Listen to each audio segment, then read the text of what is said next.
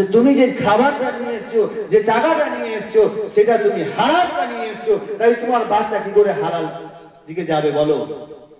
তার জন্য ভাইরা নামাজে কাতারে যখন দাঁড়াবেন, আল্লাহর ঘরে যখন 5 বার যখন সিজদা দেবেন, আল্লাহর কাছে যখন হাতটা তুলে দোয়া যাবে, তো বলা হচ্ছে ভাইরা আল্লাহ রাব্বুল আলামিন তোমাকে সমস্ত হারাম কাজ থেকে, সমস্ত নোংরা কাজ থেকে আল্লাহ তোমাকে বাঁচিয়ে নেবে।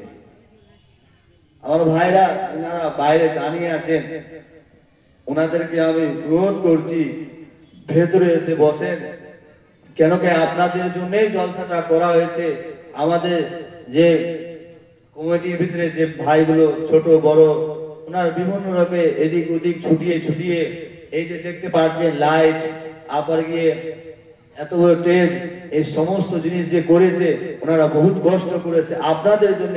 আমার ভাইগুলো আসবে, আর ভাইরা একটু দিনের সম্পর্ক কিছু কথা শুনে যাবে, আর যেন আল্লাহর দিনটাকে কিভাবে বাঁচাতে হবে, কিভাবে আগে নিয়ে যেতে হবে, সেই সমস্ত জিনিস, ইসলামের পতাকাটাকে কিভাবে তুলে ধরতে হবে, সেই জন্য আমাদের এই জলসাটা সাজানো।